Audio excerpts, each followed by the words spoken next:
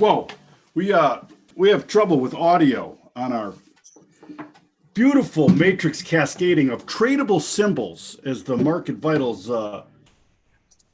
stream opens every day. And so I decided, you know what? I'll just pick up the guitar and pluck my way in here. Good morning, Matt. Good morning, Bob. Good morning. It is a good morning. It is a good morning. Yeah, I got it. Yeah, everybody's being censored and monitored at all times. Did you see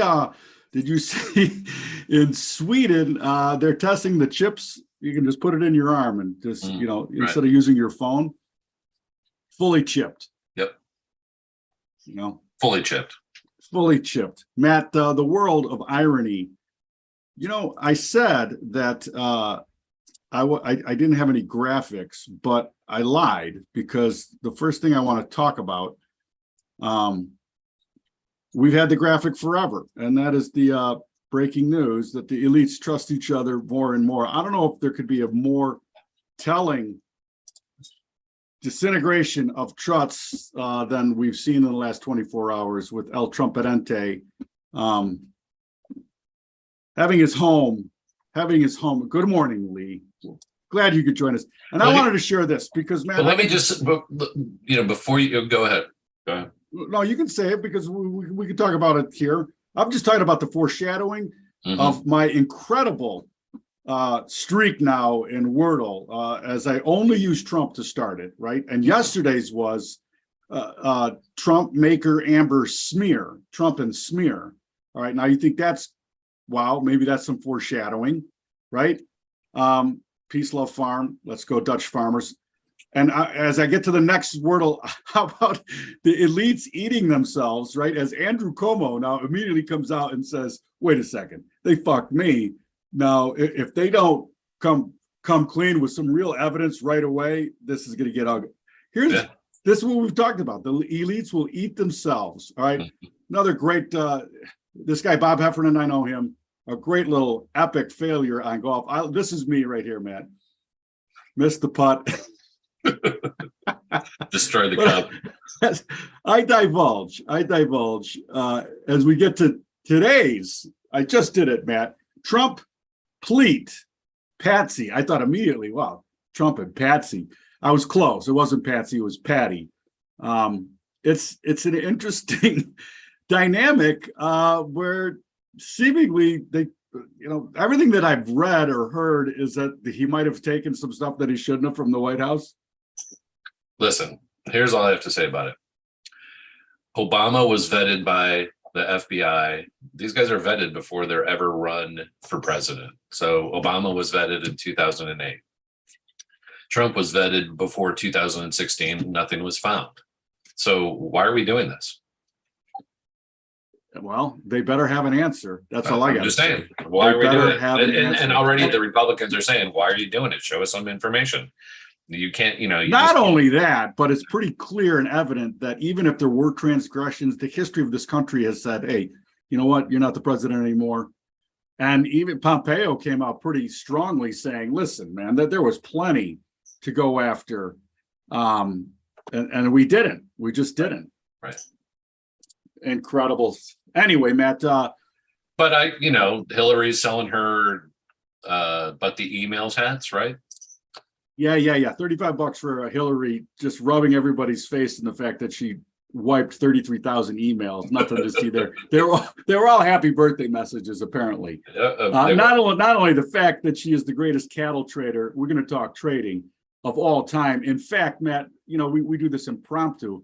Bring up LE. Let's look at Deese cattle, and maybe we could get Hillary on the line, and she could tell us what she thinks of cattle, because she took 10 grand and turned it into 100 in about 6-7 months back in the day when her husband was governor of Arkansas, and incredible. I don't know if anybody's ever traded cattle better than Hillary did.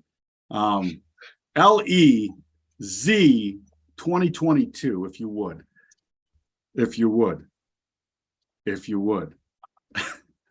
Well, we go. I got the front month, which probably is Q. It looks like. I don't know. Balance, baby. Say it with me. Yeah, this is an 89-minute chart. You're looking at, I mean, it's a nice bracket too. you're looking at a couple weeks here, 131 to 144.5, right? And by the way, that's $14, $400 a dollar. So Yeah, it is a tradable bracket. I mean, there's real money to be made there. Right. The COVID low back here. So I would think it's interesting, isn't it, that the prices are going up as insects are being pushed. So the agenda seems to be working, trying to price you out of sirloin so you can switch to the crickets, right? McBug, yeah, exactly. The McBug coming to. Shouldn't we just start a McBug franchise now? Get ahead of the curve. Sure. I'm pretty sure that'll be a flawless one.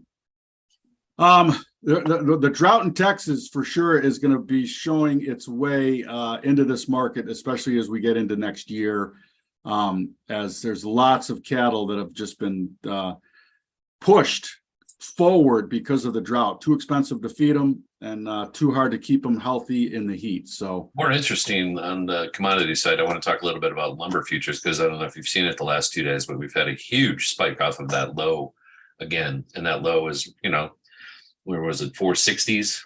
And this thing is rallying hard.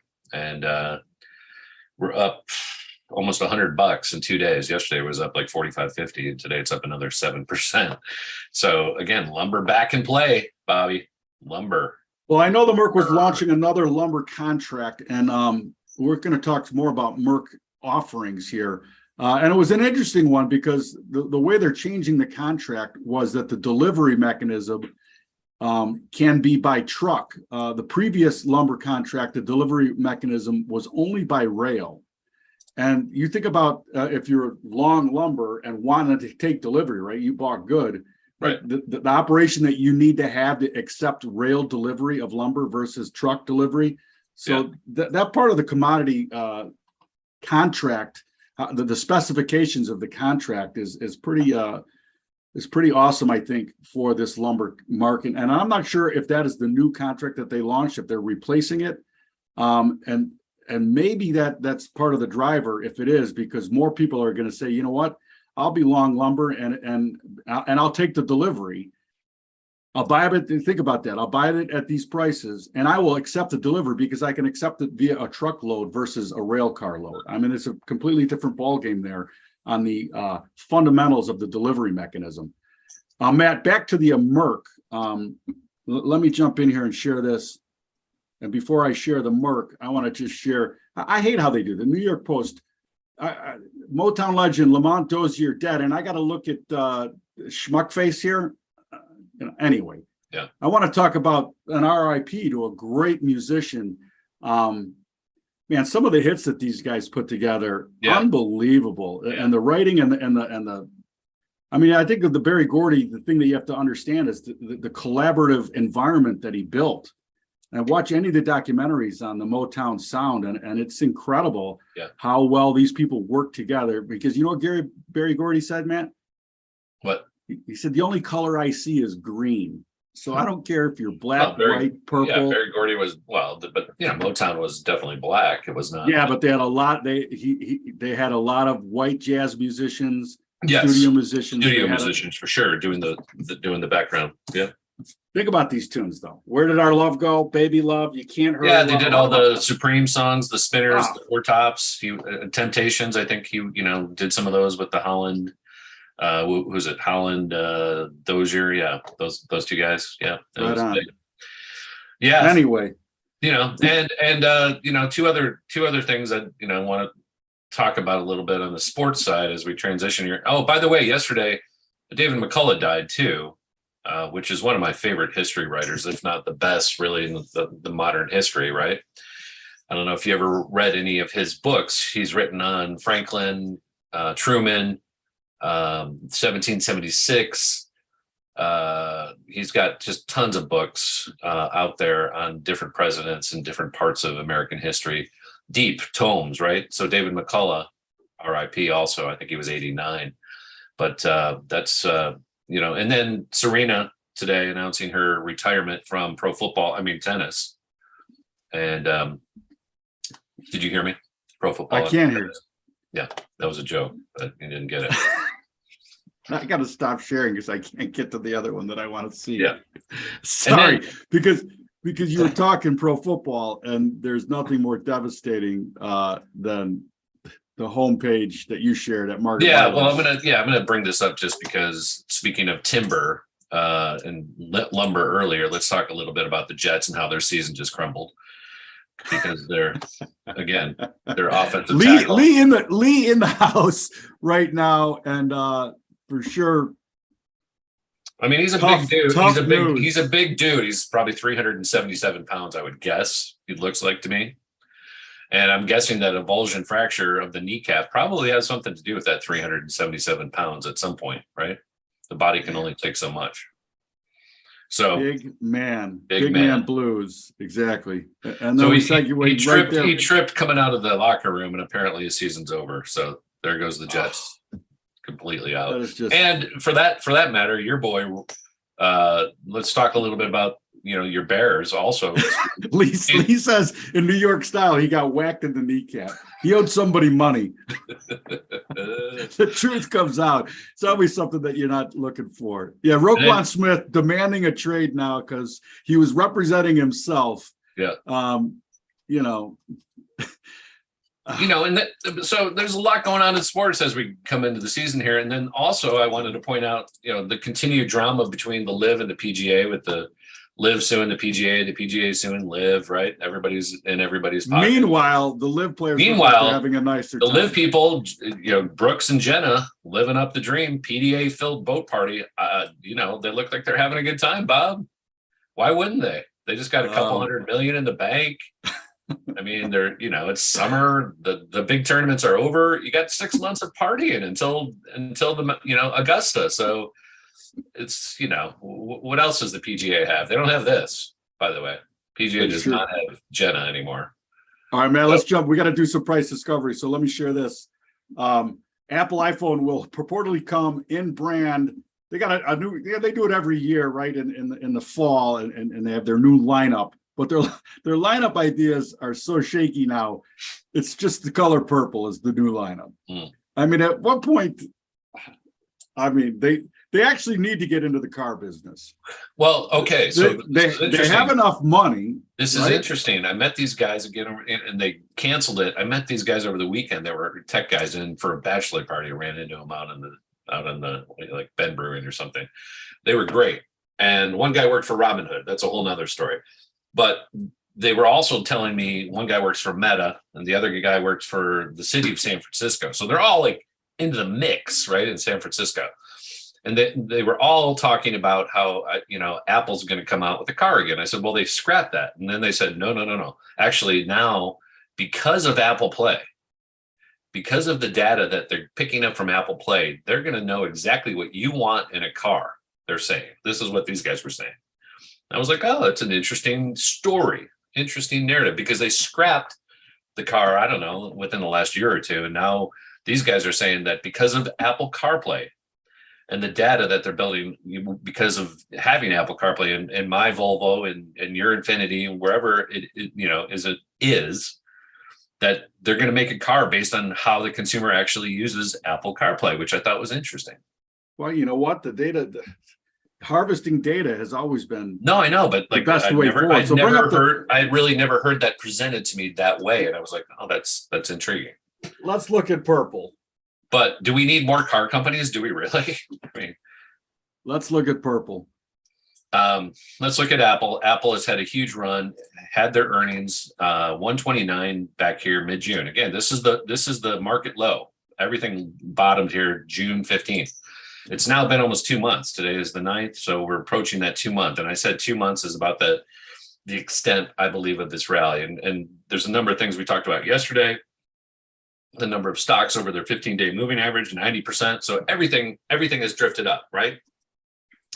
This is not a stock pickers market necessarily. It's a all boats rise and sink together market. And I think people need to understand that. They need to understand that. Just because, don't think you're smart because everything's gone up together in the last 7 weeks. Okay. Just don't think you're smart because this was massive buy program and it continues to go up. I also have heard the narrative, that the market's got to go up for the Democrats to win this next election. They're so screwed. And, okay. is that what you're saying? You're saying that the Fed's out there buying assets again until the election? You know what? Here again, back to our earlier thread on elites eating themselves. I saw several threads talking about Silicon Valley in particular, on how there's a giant fracture in the political landscape there. Like, all these people are capitalists at the end of the day, and they don't like the way things are looking and the way things are going forward. So I don't know. I mean, the Fed at the baseline, wouldn't you think that the Fed is, for capitalism? I don't know. Well, and just since you brought that up, Nancy Pelosi calls out Pooh Bear and says he's a scared bully. She had overwhelming support on her trip to Taiwan. I mean, look at her go. All right, man, let me share something, because we talked about I would like to see a cage match with those two, with Z. Celebrity cage match in celebrity cage claymation. Match. Because she's got the huge boobs, and she's got to be bigger than he's him, like a bowling ball. He's probably like 5'5", right? So they're probably about the same height.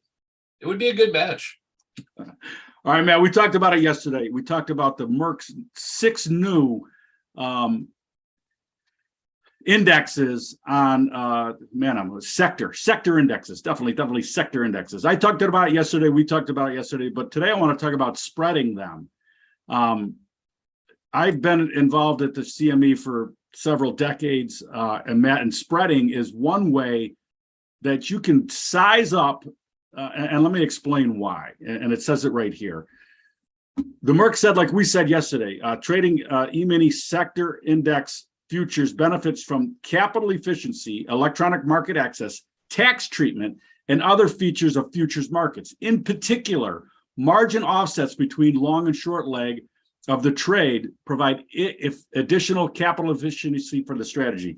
In other words, if the margin for be long or short is $1,000, right? Let's just pick a number. But if you're long one of these and short another, the clearinghouse and your broker figure that's less risk, right? So that long short spread strategy might have 2/3 that margin or half that margin. It might only be $500 to margin in. Right. The important thing here is when I bring up the chart, these things move, man. I mean, this is the chart of the financial. That is just the financials, the banks. This is just the utilities, those two spreads or those two outrights. And then I'm just subtracting them. But this thing has gone from the utilities 150 over the banks to 320 over, right? So you've got a 50% move with less margin required to put the spread on. Mm-hmm. Again, it's margin management. You're getting more bang for the margin, and there's still good volatility. It just, so I just wanted to bring that up because we talked about it yesterday. I'm not sure this is a tradable spread yet because you got to see the volume and the liquidity's got to be there in order for this to be a tradable asset class. But for sure, from a margin and from what we said, that tax benefit. And the other thing that they said too, why can't I remove this top thing? You can't see it. I have a thing that prohibits me. I got to leave. Let me leave it. The other thing too is, furthermore, they say, the CME, there's no need to locate and borrow for the short leg of the security. Right. That is the beautiful thing of trading commodities, right? Yes. You don't own it, you don't got to borrow it, but you can short it. Right. And you don't have to worry about, holding stock during dividend payouts, ex-dividend, and all those things too, which are costs to operating the business. So yeah, especially if you're, if you're either a hedger or trying to put on a position, like you said, you think utilities have had a big run, maybe it's time to, get involved in the if that's what your trade is, right? You think that the financials are going to be stronger than the utilities going forward, then you put on the spread based on whatever your premise is. And as a matter of fact, we are right there to that level in December of 2020, or no, March of 2020, this thing, the utilities got 364 over. In November of 20, they got 368 over. And right now we're sitting at 330 over. So, and both of those times had fairly substantial pullbacks, about $100, and then more like $200 pullbacks. So again, great margining opportunities spreading. Become a spreader, and for sure you can blow out easier because you put on more size than you are supposed to. But a lot of times spreading allows you to stick around longer as a trader, and you can trade around a spread, just like we talked about in that covered call or covered put scenario. Yeah, it gives you opportunity to trade around the spread. Yeah, to inhale, exhale, takes them off, puts them on, takes them off, puts them on. It's a good way, like you said, up and down the river. Because especially in a market kind of like that we're in right now, where we've had this huge move, and we could go, we could again go higher, but likely it's probably going to run its course here. So you can play either the extension of the move higher or the beginning of the move lower. So there's a lot of ways to, use these vehicles, and that's all we're trying to present. Is there's a lot of ways to make money in this business, and you should be open-minded to it and be able to do that. So, all right, Matt, we got CPI tomorrow. I tell you what is for sure inflating is the narratives. Why don't you bring it up? The Dr. Seuss is our go-to epidemiologist. And there's something new brewing in China that we need to be worried about, apparently. There is, and this is a good lead-in because I was just going to talk about this. The deja flu, this is from a Daily Mail again, sounds the alarm as 35 people with a newly identified Langa virus. And it's from shrews, so let's work on the Dr. Seuss. The shrew flu. The shrew flu. One fish, two fish, I got shrew fish. Yeah. Here's the deal. I mean, okay. 1, 2, buckle my shrew. Come on, work with me. Work with me. Who flew, 3, 4. you flew, I got shrew flu, right?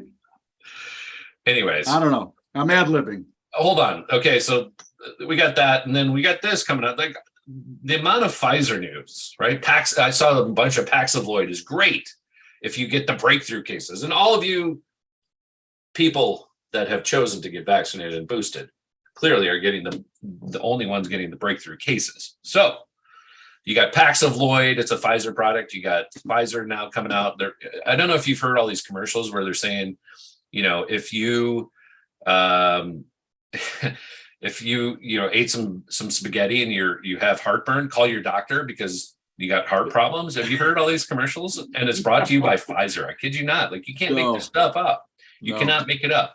The one I did see that 75%, say that again, Bob, 75% of ad revenue for mainstream media is pharma Pfizer. Derivative. Yeah.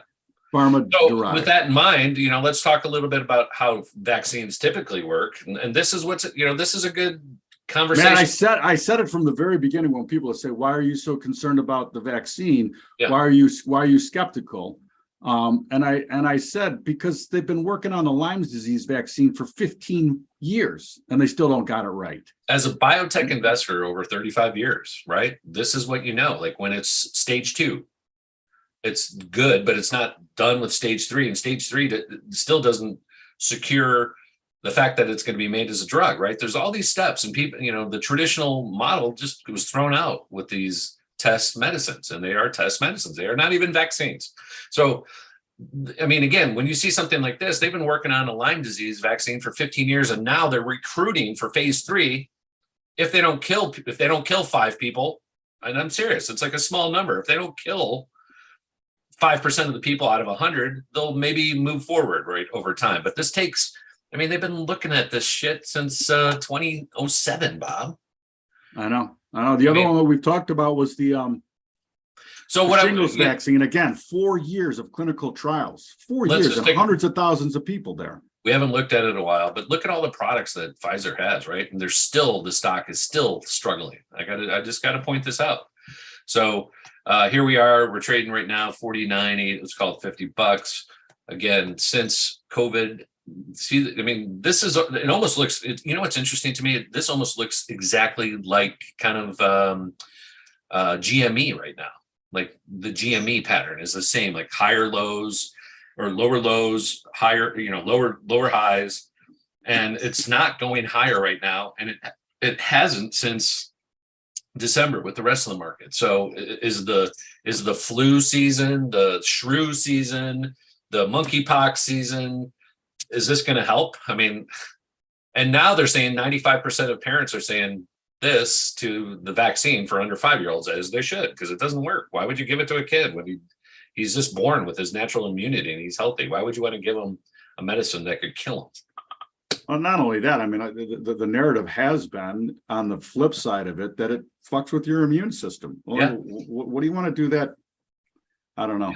Yeah. I don't know. And the fact that we're like the only country in the world that are jabbing kids is also alarming. Well, and even I think it was Denmark that came out and said we're not forcing that on kids anymore. Even the Danes, I mean, they're the most lib of the lib over there in Europe, right? And they're saying, no more of this. We're out. But with that in mind, I also wanted to bring up Moderna, and we talked about that rally that we said you should sell. And again, when it got up to the 195 area, here we are down $30 here, Bob, $25-$30 already. So that was a good trade. We served that up for you just late last week when that was doing the fake breakout over here, and it has come back down quite significantly, as you can see. I just wanted to point that out. And again, I said I figured we'd get to that 200, 210 level because that was that old low, and we did. And next. Bye-bye. So again, if you can't get these stocks running with all these viruses, the shrew, the monkey, the sheep, like all these things are happening at the same time, and you have products for all these, but nobody wants them because they don't work. One shrew, two shrew. No, the market. I think the point here again is, I appreciate that the market appreciates what is actually happening here. I don't know. Well, Matt, we've said it since we've been doing this. Who cares what me and you think? Right. What me and you think is irrelevant on any subject ever. Mm-hmm. Always and forever. The only important thing is, do you want to make a bet or an investment? You can call it an investment. They're all really bets. I mean, at our age, a fart's a bet for sure. And so if you do want to invest money in something, you should at least know what the chart looks like and what is the story the chart is telling you, because that's more important than the narrative. I've seen and lost and myself been involved with more disastrous trades by following what everybody is saying is going to happen or what should happen versus the chart doesn't lie. Like the money's in the chart. The information's in the chart, not what somebody's telling you. 100%. All right, man. We got thunderstorms here as I look outside in Bend, Oregon. That means we're going to have fires here coming up. Fire season.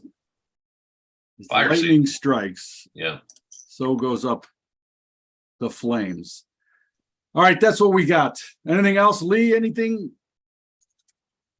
other than that? I did see that the Farmer's Almanac is calling for a bitter, snowy, cold Northeast and Midwest. Matt, it won't be long now before we get into, gas prices, natural gas being affected by weather again. And I don't know. Farmer's Almanac, do you trust it? Of course I don't trust it, but it is interesting fodder for thought. Matt's trading again, everyone. I can see him. All right, that's what we got. Please join us at marketvitals.io. Please share, retweet, and plagiarize the broadcast far and wide. Baby, where did our love go? R.I.P. to Lamont. Let's also give our respects to Olivia Newton-John. Yeah, a lot of chatter. I mean, that was like the first time that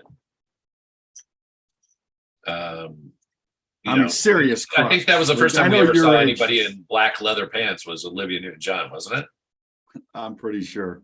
Right? She made black leather pants cool for women to wear. All right, that's it. At the county fair, by the way. Oh, yeah, for sure. Yeah. All right, visit your county fair. Visit Amazon.com and buy some shrimp mojo. Visit us at marketvitals.io. Thank you. Thank you, Bobby. Thank you, Lee. OBJ to the Jets. Who cares, OBJ? Who cares? He's a washed up. LBJ to the Jets. Yeah. OBJ. LBJ. Let's go. Let's go, Brandon, to the Jets. Let's go, Brandon Johnson.